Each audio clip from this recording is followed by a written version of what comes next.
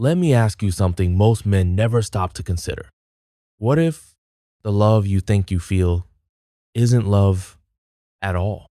Carl Jung once said, "The greatest burden a child must bear is the unlived life of the parent." But in today's world, it's not just children carrying that burden, it's modern men.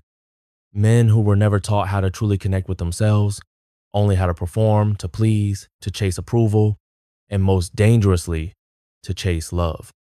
But here's the brutal truth. What you call love might actually be projection. Think about it, Ethal. Many times have you met a woman and instantly felt like she was the one? You don't know her, but something in you lights up. It feels divine, destiny. But that rush, that intensity, is not about her. It's about the version of you see reflected in her. The part you've buried, the part you crave, the part you've never dared to claim. You see, men today are carrying the emotional ghosts of generations that never looked inward. They handed down silent lessons. Never cry, never question, never feel too deeply. And now you're living out their unlived truths, chasing women to fill a void you didn't create but still feel. It's not your fault, but it is your responsibility. Jung saw this clearly. When a man hasn't made his unconscious conscious, he doesn't fall in love with a woman, he falls into a fantasy. He projects the soul he hasn't embraced onto someone else's body and calls it love.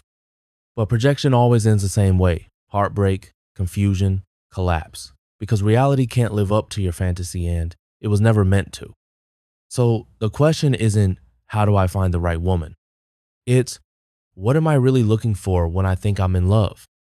Until you answer that, you'll keep calling chaos chemistry and keep blaming women for what's missing inside you. This isn't about guilt, it's about awakening. Because once you see it, you can't unsee it. And that is where the real journey begins. Most men think they're falling in love with her smile, her laugh, the way she makes them feel seen. But what if I told you, you're not falling in love with a woman at all? You're falling in love with your own reflection.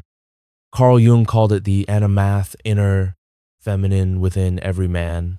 She's not just an idea, she's the emotional core you were taught to suppress. She holds your sensitivity, your intuition, your soul. And when you ignore her, when you pretend she doesn't exist, she doesn't disappear. She takes over. Here's what happens. You meet a woman and something in you ignites. She feels like home, like fate. You think, she completes me. But it's not her you're responding towards. The parts of yourself you've never claimed, now projected onto her face. She becomes your fantasy, your savior, your missing piece. Jung didn't call this romance. He called it psychic possession. And it's why so many men lose themselves in love. You're not connecting with a person, you're worshiping a projection. You're chasing yourself through someone else's body. That kind of love doesn't ground you. It consumes you. Ever wonder why you fall harder for the ones who barely know you? Why the intensity feels spiritual but ends in emotional chaos? That's not connection. That's compensation. Your anima is starving, and you're trying to feed her through someone else's affection. But no woman can carry the weight of your unclaimed soul. When you put that burden on her, the relationship becomes unbalanced. Every pedestal you place her on, every heartbreak you can't explain it, all traces back to a part of you that you've never met. Here's the truth. Healing begins when you stop looking outward and start looking inward. When you stop asking, why doesn't she love me? And start asking, what am I projecting onto her that I haven't owned in myself? This isn't about blaming women. It's about waking up. Because until you meet your anima face to face, you will keep falling in love with ghosts and calling it destiny. Let's talk about something most men never realize. Emotional slavery doesn't begin in relationships. It begins in childhood. So many men today weren't raised to lead.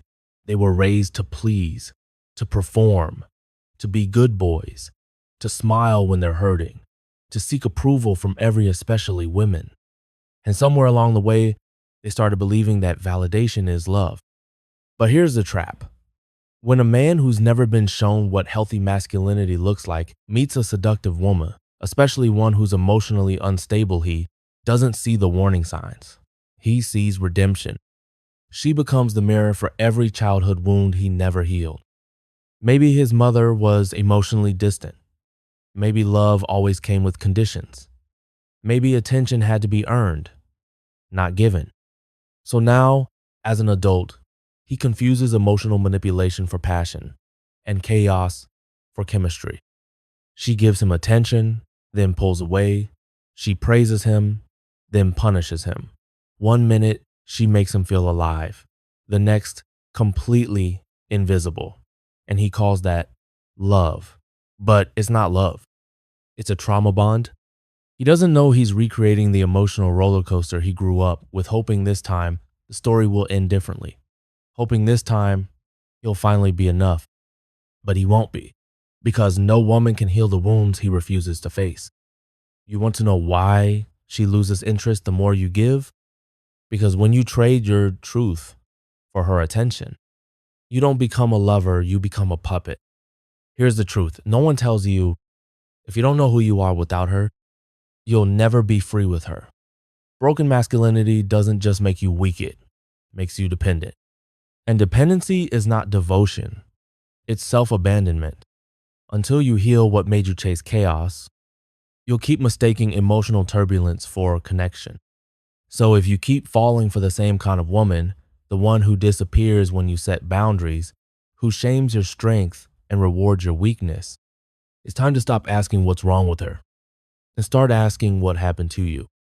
Let's flip the script for a moment, because it's not just men who carry unconscious patterns, women do too. Carl Jung taught that just as every man has an inner feminine anima, every woman has an inner masculine, what he called the animus. And when that animus isn't integrated, when it's left in the shadows, it doesn't guide her. It rules her. She doesn't become empowered. She becomes hard. Her words cut. Her love becomes a transaction. Her presence feels like a constant test. You never know which version of her you'll get, the nurturing muse or the cold commander. But here's where it gets dangerous. This kind of woman doesn't attract healthy men. She draws in anima-driven men, men who are disconnected from their own masculine core, men who crave emotional intensity more than emotional safety. And what happens when these two meet? They don't build a relationship, they trigger a war of archetypes.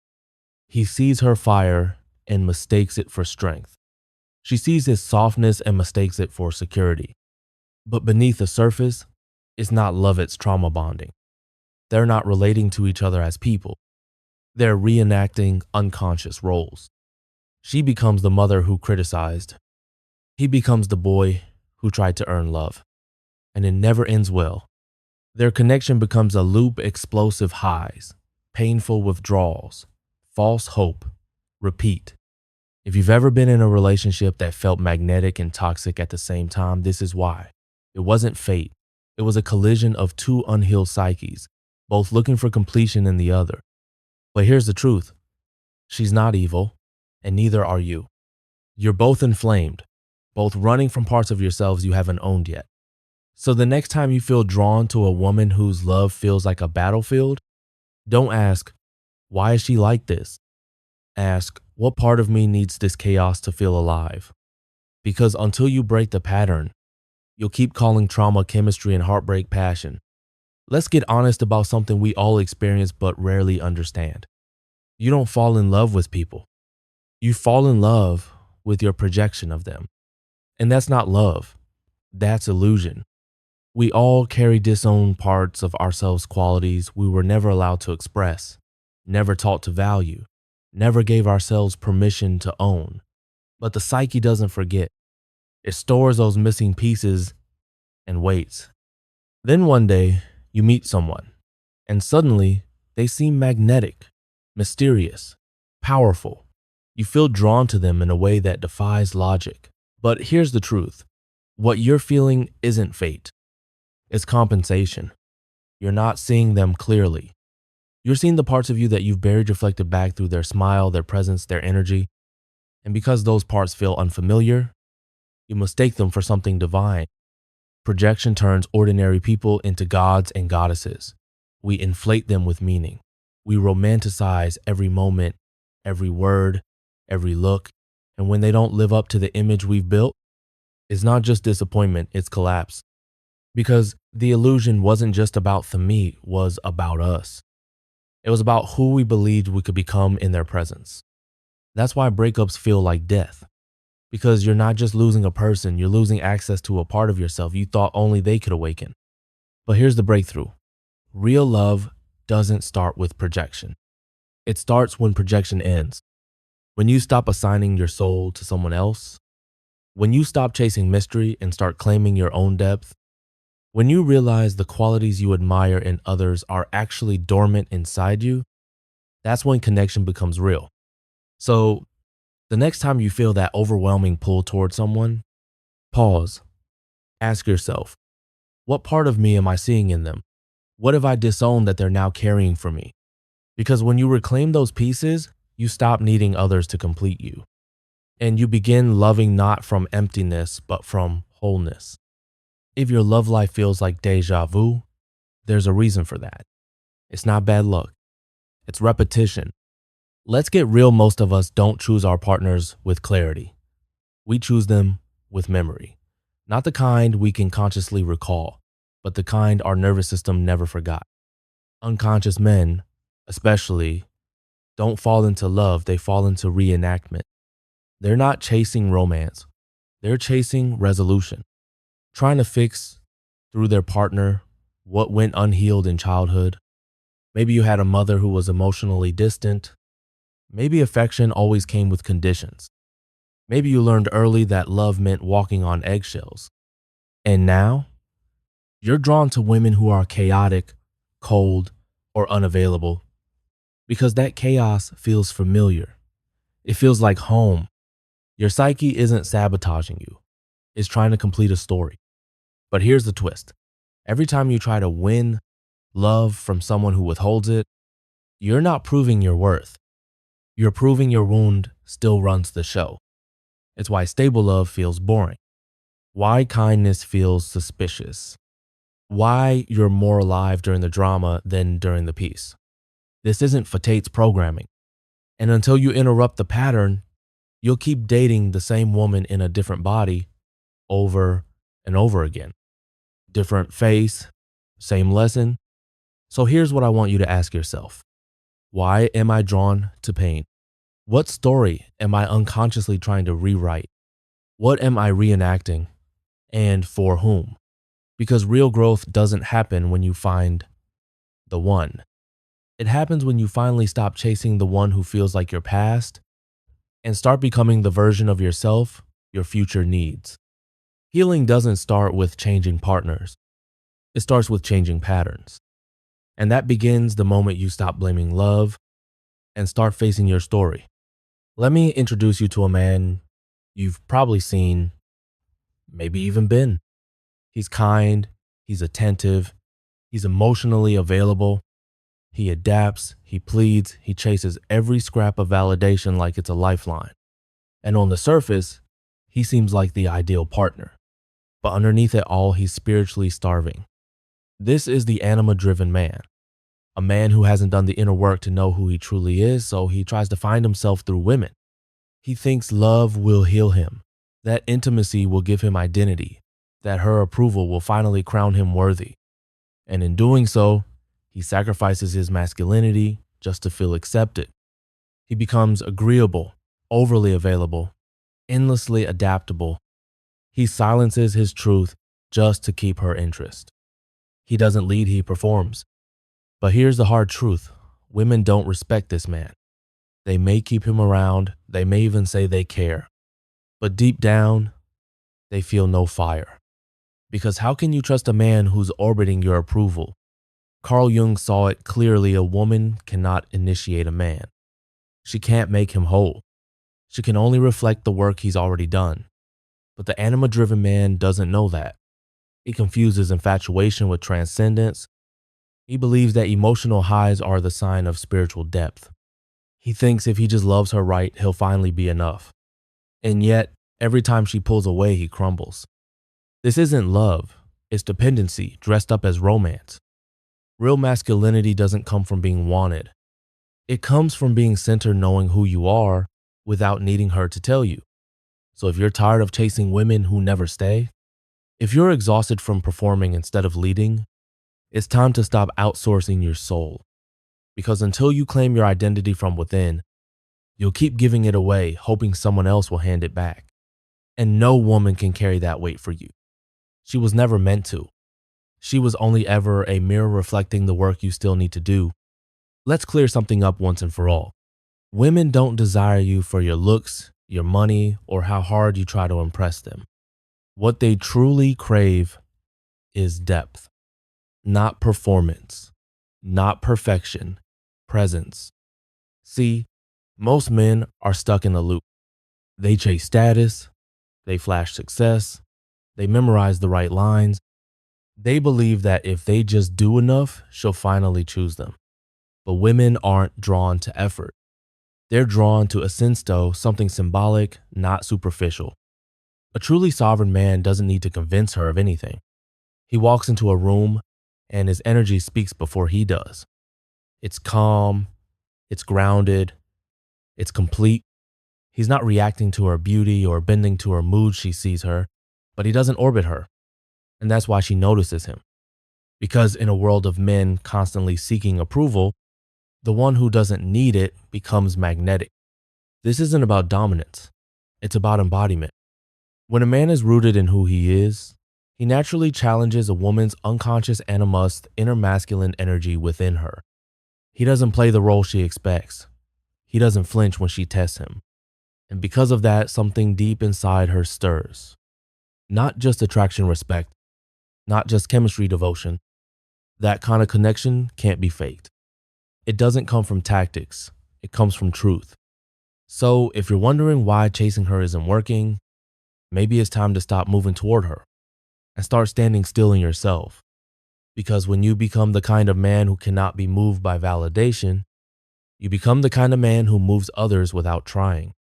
And that is the essence of masculine sovereignty. Not to be chosen, but to choose. Not to chase desire, but to awaken it. Let me ask you something that cuts deeper than most people ever dare to go. What if the woman you can't stop thinking about is just the mirror? The truth is, most men don't fall in love with her. They fall in love with the qualities they've abandoned in themselves. Mystery, beauty, emotional depth. These are not things she possesses alone. They're pieces of you projected onto her because you've forgotten how to hold them within. Carl Jung called this the path of individuation, the journey of becoming whole.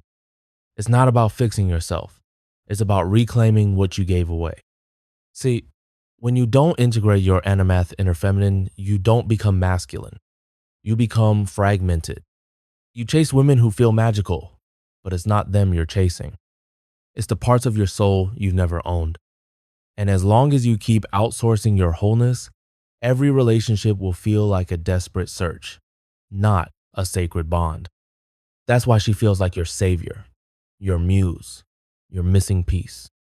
But she's not here to complete you. She's here to confront you. Because until you bring those qualities back into your own being, you will never meet her as an equal. You'll pedestal her, idolize her, and then punish her when she fails to live up to your fantasy. True masculinity isn't about rejecting emotion or mystery. It's about owning them. It's about holding your wholeness like a quiet strength, not needing her to soothe your chaos or rescue your soul. Only when you've made peace with every part of yourself, the wild and the wounded, the soft and the steady, can you truly love a woman without losing yourself in her? So don't ask, how do I make her stay? Ask, what parts of me have I abandoned in her shadow? Because once you reclaim them, you don't fall in love to feel complete. You bring your completeness into love. If you've ever said to yourself, I just have the worst luck in love, let me offer you a different perspective. You're not unlucky. You're unconscious. See, most of us were never taught what love actually is. We were taught to chase butterflies, confuse drama for depth, and call emotional chaos chemistry. But here's the truth. Most men avoid obsession is not love. Intensity is not intimacy. And your heartbreaks aren't punishments, they're patterns. Patterns born from unhealed parts of you still running the show in silence. We live in a culture obsessed with red flags like spotting them will save us. But real transformation doesn't come from pointing fingers. It comes from turning inward.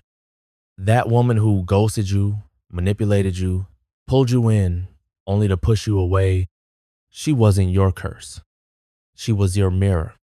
She reflected the parts of you that you haven't faced, the part that still needs approval, the part that fears abandonment, the part that confuses being needed with being loved.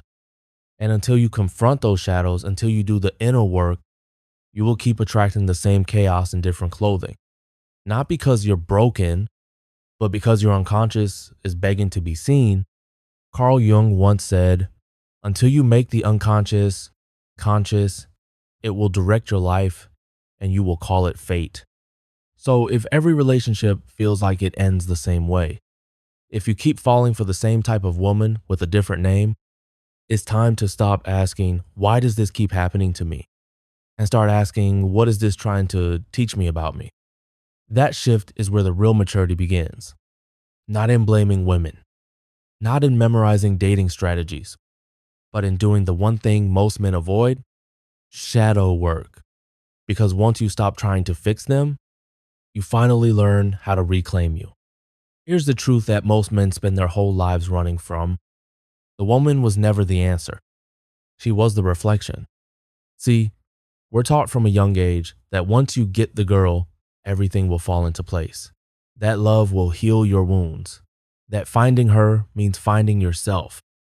But what if I told you that belief is exactly what's keeping you stuck?